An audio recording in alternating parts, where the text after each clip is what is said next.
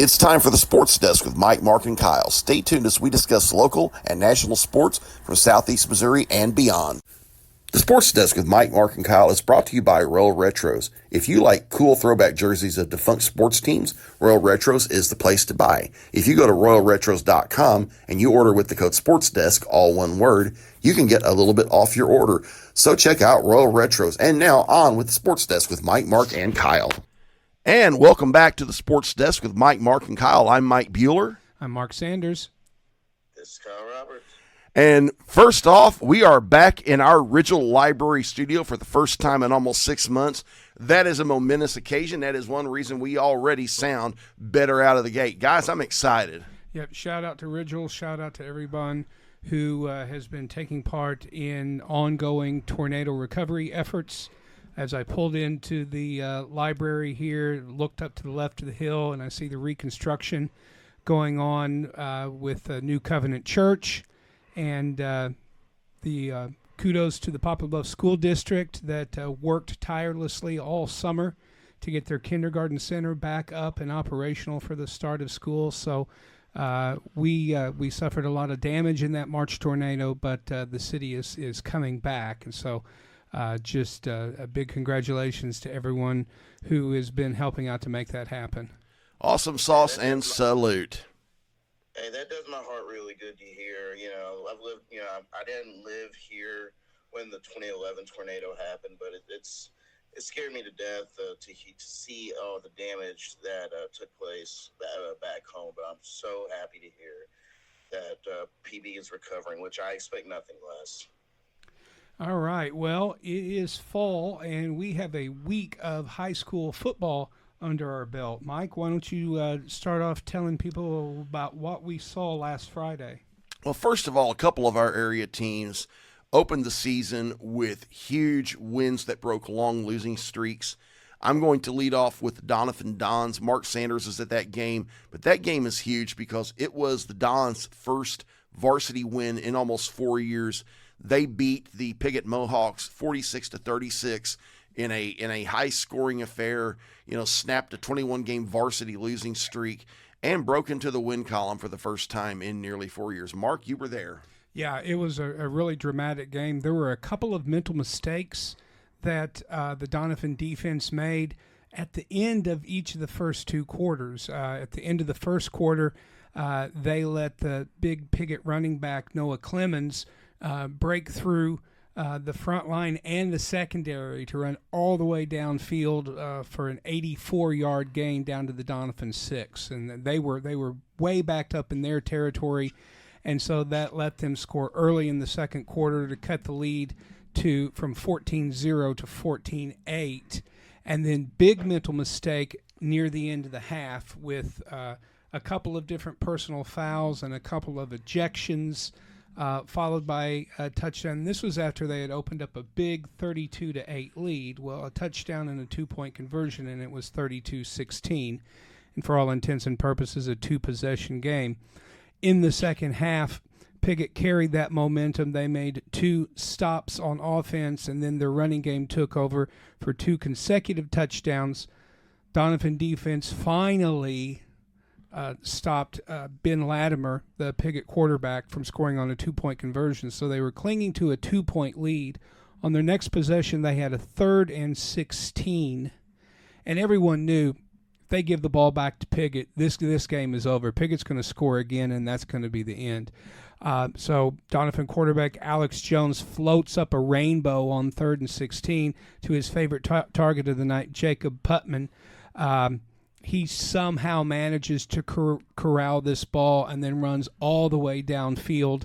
They traded touchdowns again, but at that point, it was already out of reach, and Doniphan sealed the game with 4 consecutive stops of Piggott's ground game. They took over on downs and then ran out the clock from that point. So really dramatic.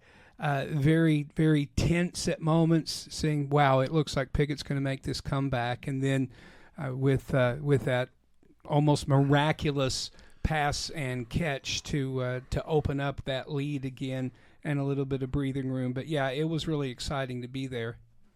Indeed, and I also got to cover remotely another game featuring the ending of a long losing streak. The Kennett Indians got their first win in almost 2 years, snapping a 15-game losing streak by dominating the Portageville Bulldogs 37-12. I mean, it was Kennett, for a team that didn't win a game last year, Kennett looked very impressive. And I think when I wrote my story, I think my lead was welcome back Joel Wyatt, who is, of course, the legendary Kennett coach that got them to the Final Four a few years back. And it already seems is making a difference in the early going with the Tribe.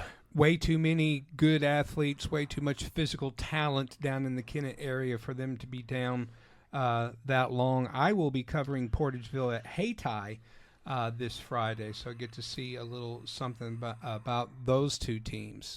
That should be a good game, Mark. Other teams in the area, the Poplar Bluff Mules lost on the road to the Valley View Blazers down in Jonesboro, 35-18. That was a 2-point game at half. They were down 14. Mules were down 14-12. Valley View came out and scored 3 touchdowns in the second half to open up a pretty good size lead. Bluff scored late to make it more respectable. That Valley View team is ridiculously tough the last few years. I think they were undefeated in the regular season last year, made the state Final Four down in Arkansas. Poplar Bluff, for a team, breaking in a new quarterback, I don't think they look that bad. Yeah, I mean, it's just I think it's a case where just Valley View's on a different level right now than the Poplar Bluff program is. But, it's a good test. It's a good measure of where the Mules are because, let's be honest, if the Mules want to have any chance of getting far in the state tournament, they're going to have to beat, teams like Sykeston and Cape Central, and then the competition gets even tougher on the state level after that. So, it doesn't do them any good by stacking their lineup with cupcakes. They need to be playing the big boys right from the get-go. Speaking of playing the big boys, the Jackson Indians got a big boy win Friday night by beating the always powerful Cardinal River Lions 23-20. That's a statement win, I think. Yeah, well, I mean, it's no surprise to see that Jackson is going to be one of the top teams throughout the regular season. It's just a matter, when you're talking about Class 6, you're talking about all of the big schools in the big cities. When we were taking a look at the maps last week on the show, talking about the district assignments, Jackson is literally the only Class 6 team in the entirety of southeast Missouri. Everyone else is from St. Louis, Columbia, Jeff City, Kansas City, and Springfield, and one lone school up in St. Joseph. So that is big boy football right there. Indeed it is, and Jackson is going to be here in Poplar Bluff later this month. That may be an interesting one to watch. Another team that go ahead, Kyle. Gentlemen, may I inject just for a moment, if you want to talk about big boy football, to speak about some 4 states football. And maybe the biggest big boy south of Columbia, the Nixa Eagles, which is who my Webb City Cardinals will be facing this Friday night. And in case you didn't know, Nixa is the number one ranked team in Class 5, and is ranked 12th nationally and features the nation's number 1 ranked player in the country. Nice. That is scary to think about. Wow.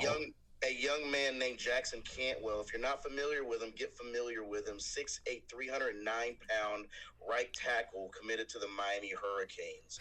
I got to see this young man play last year, and it was the equivalent of me and pads going up against Jonathan Ogden. Oh man. Absolutely ridiculous. And again, if you know anything about high school football here in the state of Missouri, just anywhere, Webb City is a dynasty program with 15 state championships. But they've lost 4 in a row to Nixa. We went to the game last year. They lost 55-21. This game is at Nixa this Friday night, and Webb did win their season opener against Lebanon 28-20. It was a sloppy game, 6 combined fumbles. We had 2 scoop and scores. In one case, I believe Webb fumbled a kickoff, and Lebanon returned it. You can't make mistakes against a team like Nixa, who literally is honestly, here's an analogy for you guys. Tom Osborne, Air, Nebraska. Yikes! Oh wow. Yeah. So a little four states preview here on the sports desk. If you guys want to hear more of that, I'd be more than happy to chime in on what's going on in the high school gridiron out this way. That's some good football out in your neck of the woods. Hopping back to Southeast Missouri real quick, we're going to talk about a couple more things, and then we're going to talk about the National Football League, because that's only about, well, we're taping on Tuesday. This is going to be airing Thursday morning, so by the time you hear this, it will be kicking off tonight. But in the meantime, I want to give a shout-out to the Dexter Bearcats, who got a big win over the Malden Green Wave. Want to also give shout-outs to the Saxony Lutheran Crusaders, who won their first ever varsity high school football game. I want to give a shout-out to the Sikeston Bulldogs, who got a big win at Crystal City. Sikeston is hosting Dexter Friday night in what might be the best game in Southeast Missouri. It is, Dexter has owned that rivalry of late, but Sikeston is an up-and-coming team, and it's going to be very interesting to see who pulls that one out. Yeah, I wish I could be there, man. That is going to be a grudge match between those two teams. If you're listening from somewhere where you're not familiar with Southeast Missouri geography, Dexter and Sikeston are about a half hour apart, and Sikeston is probably about twice the size of Dexter in terms of population, but the sports between the two teams is always competitive. Yes, they are. And that is going to wrap up this first segment of the Sports Desk with Mike, Mark, and Kyle. When we come back, we are diving into the National Football League here on the Sports Desk with Mike, Mark, and Kyle. This is Mike Bueller, and you are listening to the Sports Desk with Mike, Mark, and Kyle. And welcome back to the Sports Desk with Mike, Mark, and Kyle. I'm Mike Bueller, and we are now going to dive in to talking about the National Football League, because it is National Football League Preview Week, and all the fun starts Thursday night when the Philadelphia Eagles host the Micah Parsons-less Dallas Cowboys. I'm going to take the Eagles at home. I think that's almost a no-brainer, especially without Parsons. And I'm going to let you guys dive in on that. The line on this game is Philadelphia is giving 8.5 points. That's almost unheard of for division rivals. No one is really giving Dallas any sort of shot to win this game, nor should they. This is going to be an Eagles bloodbath. I'm going with Philly all the way. Kyle? 31-6 Eagles. You may be generous there to Dallas. It's the simple issue that Dallas, although they don't have a reliable enough running game, and again, CeeDee Lamb can't play everywhere. Well, and they just eviscerated their defense. I mean, they traded away their best defensive player. And they don't have DeMarcus Lawrence anymore. There is no pass rush in Dallas. The only players to fear are in their secondary. But guess what? They're going to get the secondary is not going to be busy because they're going to get a fistful of Saquon. I love that, fistful of Saquon. You know what? The Dallas Cowboys, they may not have Micah Parsons. They may not have a running game. But you know what they do have? They do have Dungeon Master, which is why they're going to get drilled. Well, and here's the thing. He doesn't even care, because whether Dallas is the best team in the league or the worst team in the league, they're still talked about, and that's all Jerry cares about, is that they're talked about. And so if they get talked about because they're terrible, that works just as well for him. He's not interested in winning. Sorry, Dallas fans. That's right. The best thing you could do is not talk about it. Yeah. We still sell the most jerseys, and we're America's team. That's all we care about. It's better than winning 50 Super Bowls. Well, if they're still America's team, that says enough about us. That's right. Yeah. We're still America's team. We're America's team, and you're not. That's all that counts. Now, on Friday, we are going to Sao Paulo, Brazil, where the Kansas City Chiefs will be taking on the Los Angeles Chargers. The Chargers are the named home team in that, but obviously this is a neutral field game until somebody other than Philadelphia beats Kansas City. I'm picking Kansas City. They're going to be ready for this game. And they have the Swift at their backs. Good. Get a lunch pail when you're playing against Jim Harbaugh. That's going to be a low-scoring, very physical football game. Chargers allowed the fewest points in the NFL last year, so I'm only going to take Kansas City barely in OT. Again, I think this game's going to be about 20-17. But you're going to see what the Chargers are all about for those who didn't actually watch the LA San Diego boys last year. Again, they don't play pretty, and they play like a Jim Harbaugh Michigan led team. But I think KC fairy dust their way out. Which, by the way, all the good fortune and luck the Chiefs had last year, that explains why the Cardinals stink this year. The Chiefs stole all their fairy dust. Yeah, it looks that way. I was bullish on the Chargers before training camp started, but they have some serious holes on their offensive line due to injury. No Rashawn Slater. Yeah, I don't really believe in Justin Herbert anymore after that terrible playoff performance. He's going to have to prove it to me. And I think Kansas City is going to be playing with an enormous chip on their shoulder this year, especially Mahomes and Kelsey. I think one of the things that came out of the Kelsey Swift engagement, and prior to that, her appearance on the New Heights podcast, was that Travis has been training like a madman, mainly down in Florida during the off season. So I think you're going to see a rejuvenated Travis Kelsey, and I think that Pat Mahomes is going to be playing like he's got something to prove, which is a frightening thing to consider for the rest of the league. Let's go to Sunday, and we're going to do a speed round here on this. So picks and maybe a short comment or two if you want to offer it. 12 p.m. on Fox, Tampa Bay at Atlanta. Mike? Bucks. Yeah, I'm going Tampa. I'm a Baker Mayfield believer, so give me the Bucks there. I got to be a Baker believer because he's my fantasy quarterback, but I think this is the highest scoring game of the week of Sunday. I got Atlanta 37-34. Michael Penix is a left-handed Warren Moon.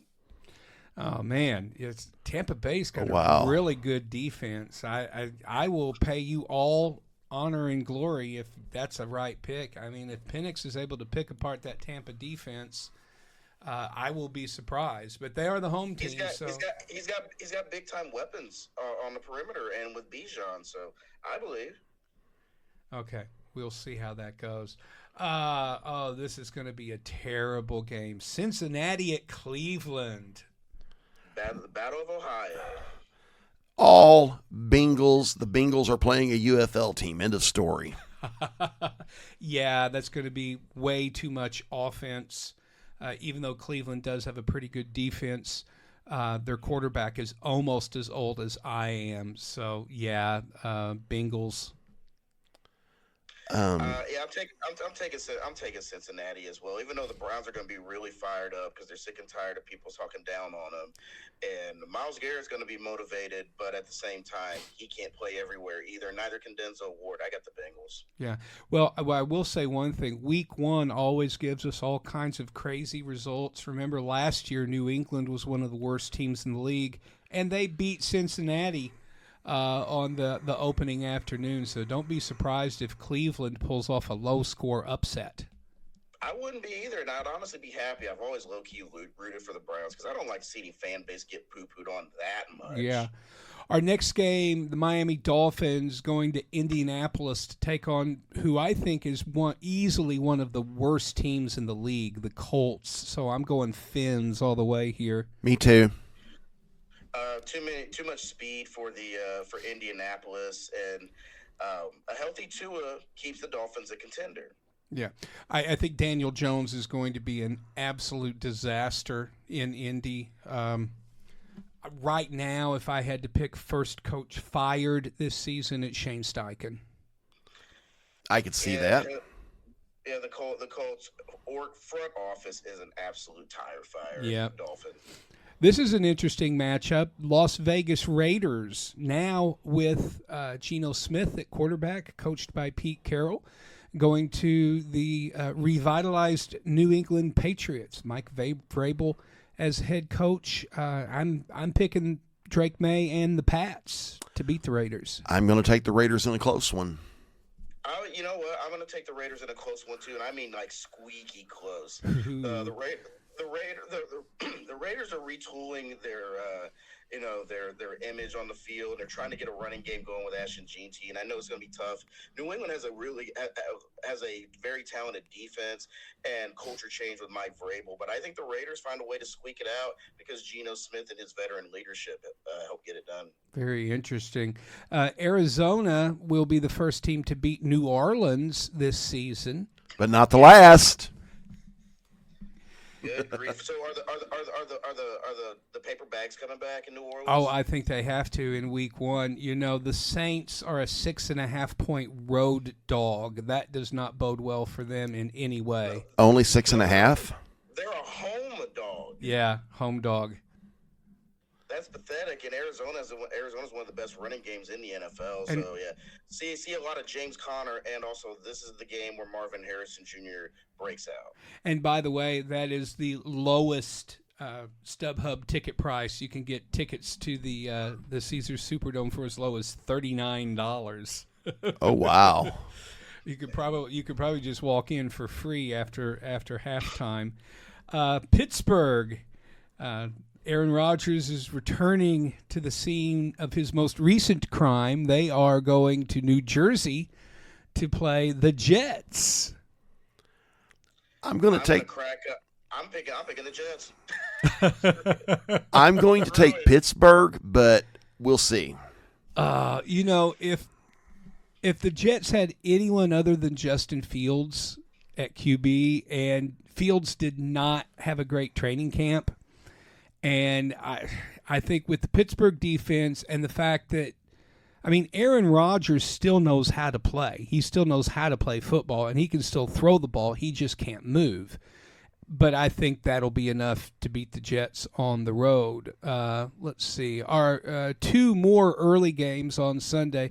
The Giants at the Washington Commanders. I'm going Jaden Daniels all the way. That is going to be a big first win for the Commanders this season. Me too. That's my fantasy quarterback to boot. I'm jealous. I'm excited about this game simply because I want to see if year 2 Jaden Daniels is legit. I also want to see if Deebo Samuel returns to form in Washington. Their defense has got to improve. Plus, I'm ready to see Abdul Carter on that defensive line with Dexter Lawrence and Brian Burns. The Giants may not win a lot of games. They're going to cause a lot of havoc in backfields this year, but I got Washington winning this game. Yeah, I when we get to playoff picks, I think all 7 of my NFC playoff picks are capable of going to the Super Bowl, and Washington is one of them. I think the NFC is just wide open this year. All right, I feel sorry for the broadcast team at Fox that has to cover this game. Carolina at Jacksonville. Oh man, that may be a pick 'em, y'all. Yeah, pick 'em bad. I'm gonna go Carolina. Me too. Carolina. Carolina showed they improved a lot down the stretch last year. That defense is all time bad. They gave up the most points in the 17-game season ever. I'm taking Jacksonville because Josh Hines-Allen is going to make a really bad day for Bryce Young. And I think Travis Hunter is going to make a big impact, however he's utilized. But I'll take the Jaguars at home. They still have a little bit more talent than Carolina, although the Panthers made big strides last season. But also keep an eye out for Tedero McMillan, the first-round pick at wideout for Carolina. Yeah, I think I'm just going to give the edge to the Panthers just because, they've got a second-year coach.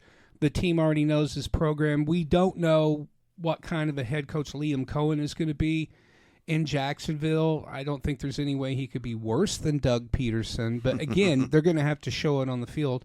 Moving to the afternoon games, Mike's Tennessee Titans have to travel to Mile High and take on the Denver Broncos. You know, Denver is a darling of many of the national pundits. Think that Sean Payton and the Broncos are going to make a lot of noise this year. I think they're going to score a lot of touchdowns Sunday against the Titans, unfortunately. So my pick is Denver. I think a lot of people are making that one. I hate to do it, but I'm taking Denver as well. For what it is worth, the Titans are 7.5-point underdogs. That is the biggest margin of the day. That's what happens when you come into this season off being the worst football team in the league, kids. Yeah, that dog will hunt, and the dog that's going to hunt's name is Zach Allen. Woof, woof. Welcome to the NFL, Cam Ward. It's a rough game to go on the road at Mile High, and not only facing an All-Pro and Zach Allen on edge, but also the Defensive Player of the Year in Pat Surtain Jr. I think Cam's going to make some good plays in this game, but it's just going to be too much for Tennessee. I take Denver to cover. Woof, woof. Yeah, we've got a couple of really good Week 1 divisional battles. First is San Francisco heading up north to take on the Seahawks in Seattle. I'm going Seahawks. I'm gonna be a Sam Darnold truther today and say that Darnold returns to his Vikings form and he throws 3 TD passes against the 49ers. That's going to be it. Go ahead. It's a tie. It's a tie. Nope. Absolutely not. Yeah. You will not get me to pick either of them in a game against each other. Are you seriously? Are you gonna weasel out with a sister kissing tie? I don't like them. Okay. No. Fine. Let's be professional here, folks. So, I'm taking San Francisco on the road. God, that just made me puke. Kyle is a Rams fan. That is like a Mizzou fan picking Nebraska or Kansas. I said, spend a dime in the state of Kansas, and I legitimately have not and won't. But I digress. No, I'm a big Brock Purdy fan, and I know there's obviously with the 49ers, no team has worse luck with injuries. But I think, but I'm very excited to see what Jawan Jennings and Ricky Pearsall do in increased roles. Obviously, Pearsall finally getting on the field after he was unfortunately shot last year in a robbery that went wrong. But again, can Christian McCaffrey stay healthy? No. Not just for himself, but for me. No. Wink, wink. He cannot. He cannot. He will not. He's too old. He's too old. I got the Niners on the road, though, because they're battle-tested. They know how to win in Seattle. Mike, who you got? I'm taking the Niners, and that leads us into another divisional matchup of, instead of 2 teams Kyle despises, 2 teams that Mark despises. The Detroit Lions are going to Lambeau to take on the Green Bay Packers. Yeah, I hate the Packers worse than any other team, so I'm going Detroit. Even though they are divisional rivals, if Chicago plays Green Bay, I'm a Bears fan. Okay, if the Rams play Green Bay, I'll revert to Rams fandom. I hate Green Bay. I will never root for Green Bay in any circumstance. Go Lions. You heard it first here, guys.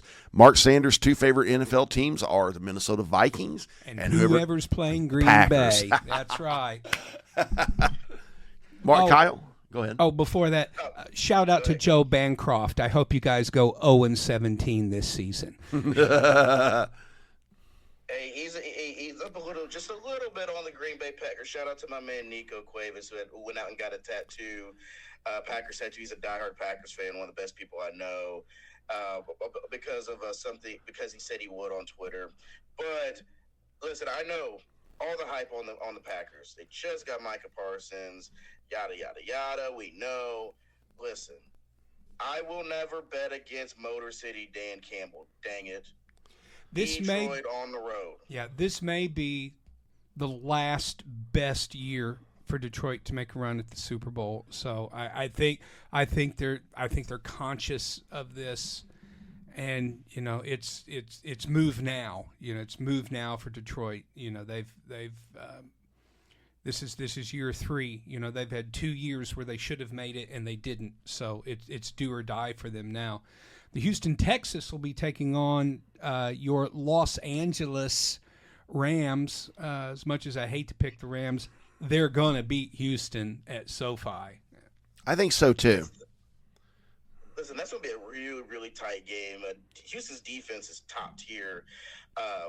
And I love me some C.J. Stroud. I like the Texans a lot, but I can't like them enough against Matthew John Stafford and Devontae Adams.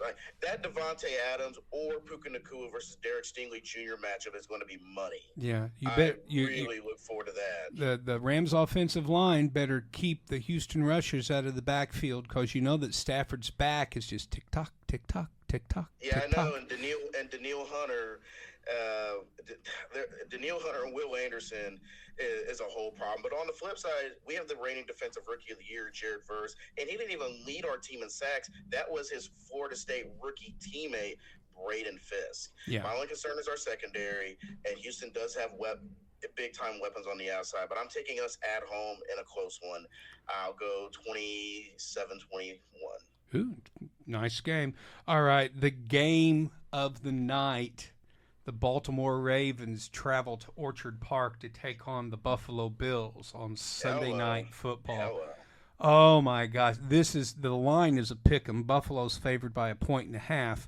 And the way that gambling lines work is that being the home team is good for 3 points. So, I mean, this is essentially a tie game, and I think this is definitely a game that is going to go down to probably the last play. But give me Josh Allen at home. I'm picking the Bills. Me too. So you don't bet against Josh Allen and Buffalo in Buffalo and on Sunday Night Football. Listen, these two teams very well are going to could butt heads in the AFC Championship, and we know in the AFC it's a 3-horse race. It's Yeah. You know who, Baltimore and Buffalo. This is big time. Respectfully to the Monday night matchup, this should be Monday Night Football. Well, I agree. This is a much bigger game than the Monday night game, but obviously it's a huge game for everyone in Vikings Nation. Minnesota travels to Soldier Field to take on the Chicago Bears. We finally, after a year and a half, get to see J.J. McCarthy start a regular season game for the Minnesota Vikings. And I can tell you that the excitement level is absolutely off the charts. And I've got a lot of thoughts about this game, but I think basically this entire season comes down to Minnesota's roster and their defense. And I think their defense is going to be more than enough to contain Caleb Williams. I think that McCarthy is going to do a good job of executing Kevin O'Connell's offensive game plan, and I like Minnesota to win this game by at least more than a field goal. I'm taking the Vikings as well. I'm not going to say much on the final score, but I do think the Vikings will pull it out. I tell you what, the Bears have a really sexy roster in terms of drafting, and they really loaded up their offensive line in the offseason. And when you're playing against Minnesota, you better make sure that offensive line is sound. I still take the Vikings in a close one. If it's a shootout, though, don't be surprised because, again, the Bears do have a very sexy group of skill guys, and not just DJ Moore, but Roma Dunze, Cole Kmet. You draft Tyler Warren or Colston Loveland, so now they have a 2 tight end option, and then you go get Luther Burden III in the draft, who should have been a first-round pick. On paper, the Bears could put up big-time points and a lot of fireworks, but again, as our good friend Scott Borker would say, there are rules, unwritten rules in football. And the one unwritten rule is that the Chicago Bears cannot have a prolific passing attack. No matter what they do, something will go wrong. Vikings on the road. Yeah, let me say one more thing about this. Everyone in the national media and from time to time in the Minneapolis media, they're talking about J.J. McCarthy. Hey, you've got a fully loaded vehicle. You know the race car. The race car is tip top. It's souped up and ready to go. Just don't crash the car. You know, just keep it in the center. And everybody's expecting a really conservative run game, and J.J.'s going to do a lot of check downs. He's going to be utilizing. Welcome home, Adam Thielen. Thank God that trade got done in time. We're so glad to have him home. T.J. Hawkinson underneath. And yes, I do think that you're going to see those sorts of things. But Kevin O'Connell is a madman when it comes to passing downfield. And don't forget that the Vikings have the best wide receiver in the league in Justin Jefferson. It looks like Jalen Naylor, who KOC calls Speedy, is going to be healthy and ready to play. You might see Ty Felton get in there. He hasn't really shown that he has pro hands just yet, but he's super fast. And so I'm not gonna say this as a prediction, but I am gonna say it. Don't be surprised if on his first snap, JJ falls back and throws a deep pass to Justin Jefferson. I wouldn't at all be surprised to say, he's going to be a game manager. It's going to be run game. It's going to be checkdowns. I would not at all be surprised to see his first pass just air it out to Jets. And wouldn't that be fantastic if his first NFL pass was a long TD to Jefferson? You never know. It could happen. We're going to switch gears now. Mark is going to make his AFC and NFC division picks and wild card picks and give his thoughts on how this season is going to play out, in the postseason and beyond. Yeah.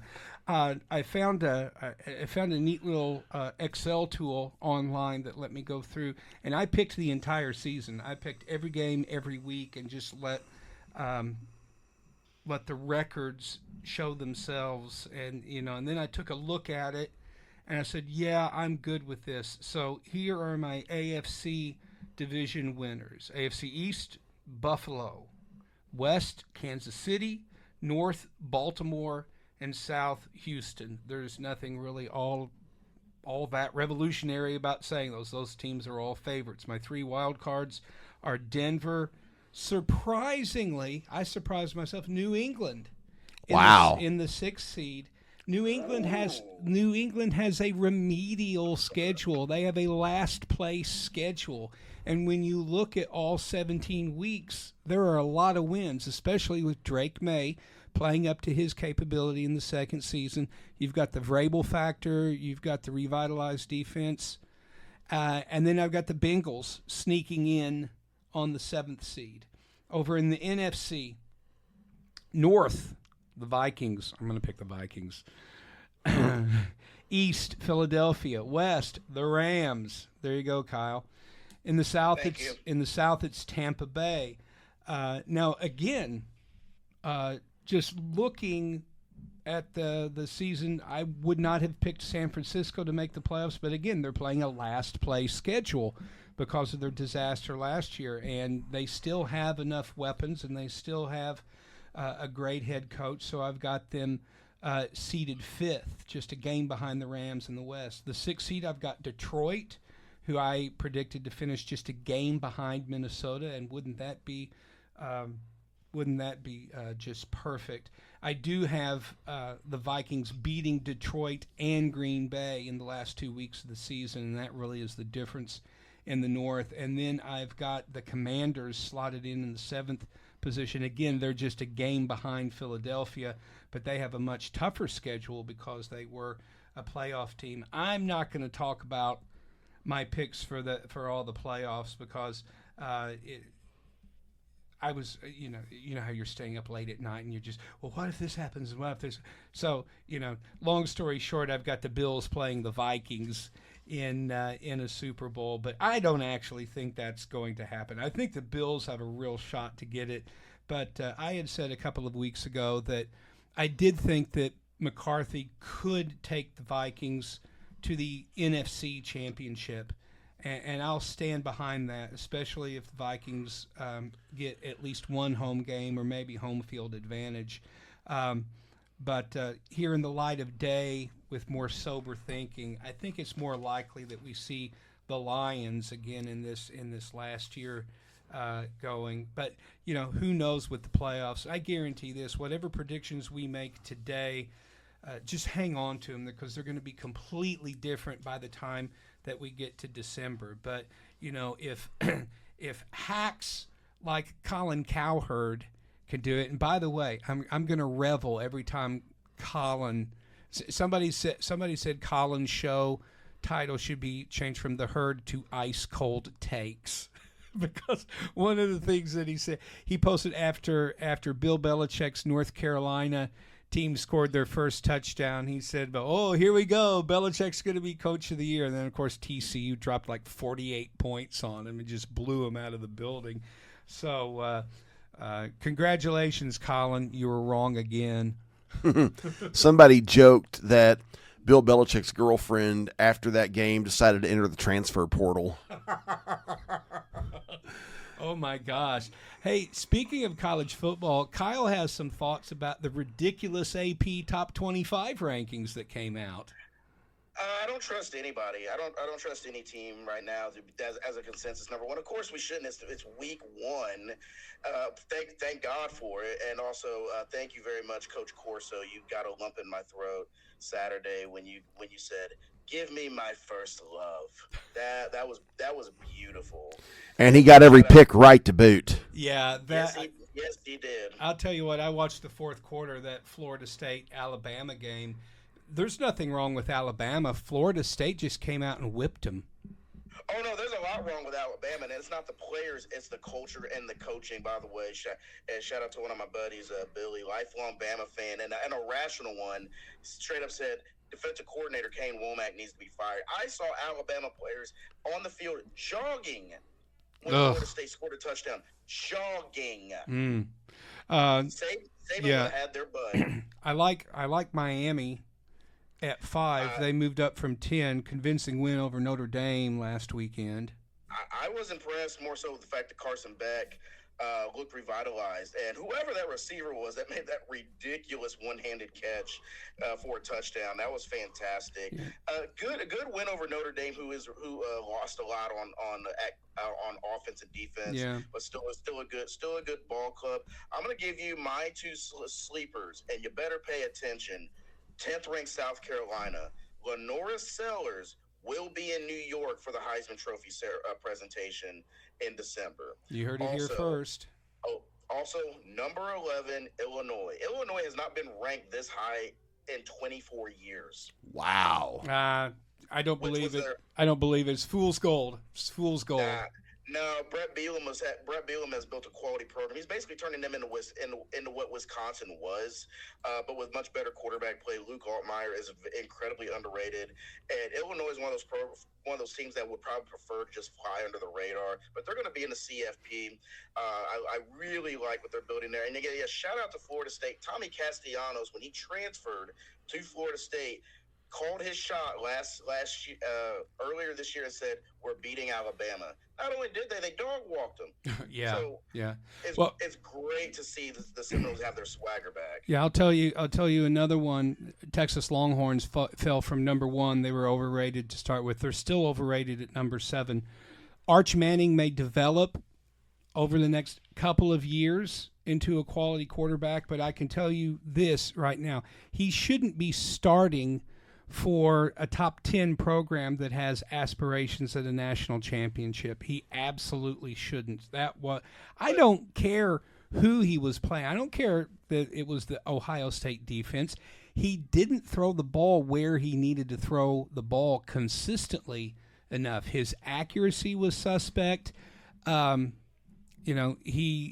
didn't demonstrate the kind of physicality that you would want to see from a top flight. I mean, I'm not picking on the kid. I don't know him, but I'm telling you, if his name was Archie Smith, I'm not sure that he would be starting for Texas.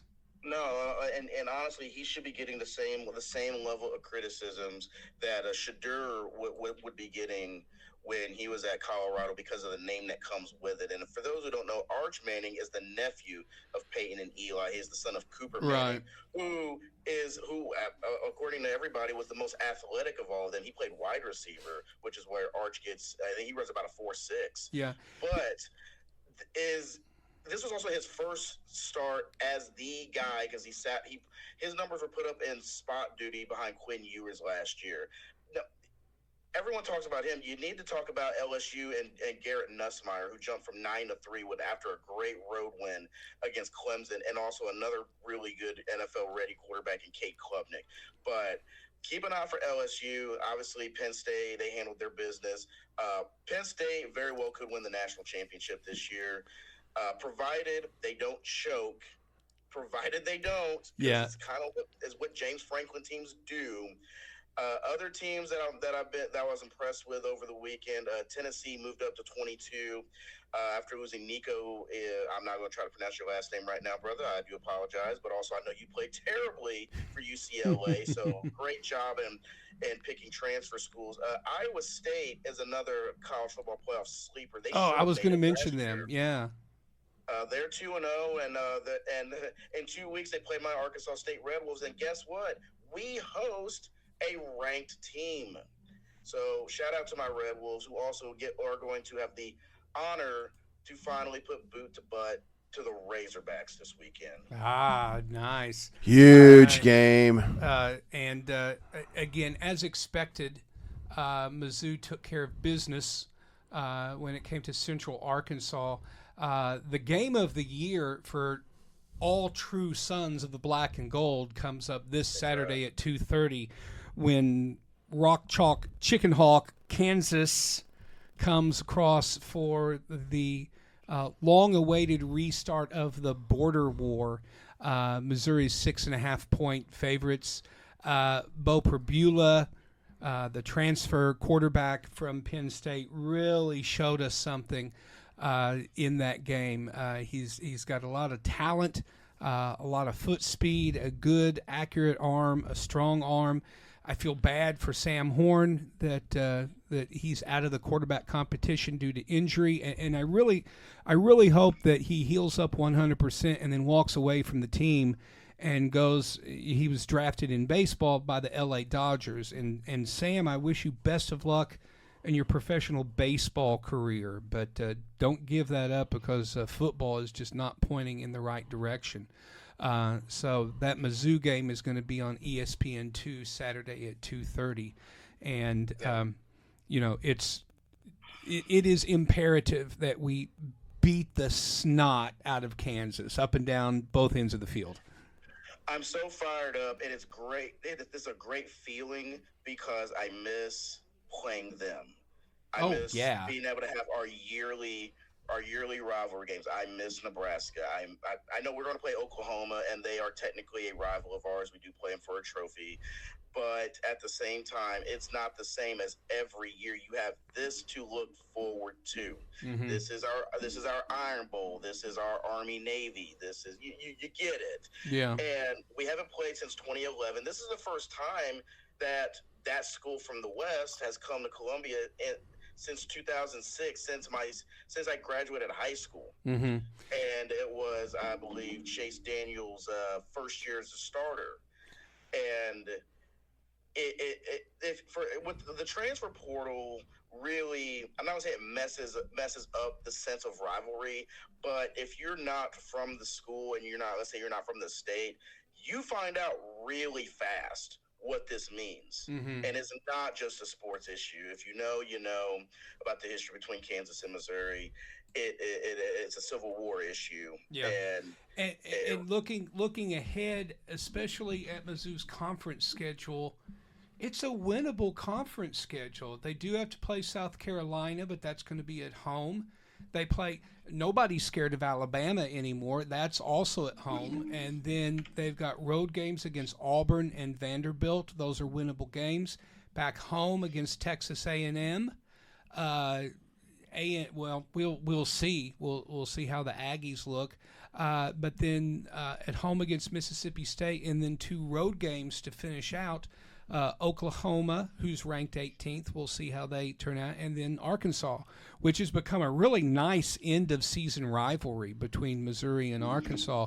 But, I mean, that is a conference schedule that is very winnable. They could conceivably go 8-2 or even 9-1 in the conference if Drinkwitz is able to continue to develop that team the way he has in previous seasons. So I wasn't too excited about this team going into the season, but again, you can't judge on beating a level 3 FCS team, but at the same time, they did what a big-time program is supposed to do, which just go out and spank the sacrificial lamb and move on to the next game.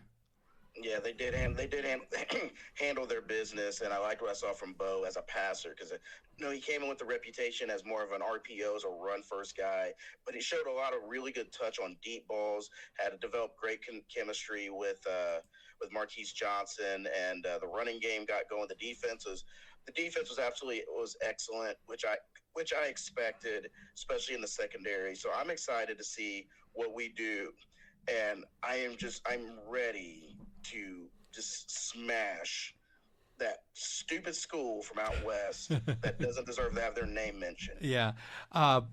One other note, Sam Horn, still no details on the injury, just he's going to be out for, quote, an extended period of time. The real bad news is that their place kicker, Blake Craig, tore his ACL, and so he's going to be out for the rest of the season. Looking around this story, this also give credit to ESPN, which is where I'm getting this story from. Okay, so that leaves freshman Robert Meyer to handle extra points and Oliver Robbins to handle kickoffs. No word as to whether Meyer can kick a field goal or not. So it might be the Tigers may be going for it on fourth down for the rest of the season. We'll have to see how that works out. It's going to be interesting. And guys, you got anything else? I'm locked in. I'm all set, man.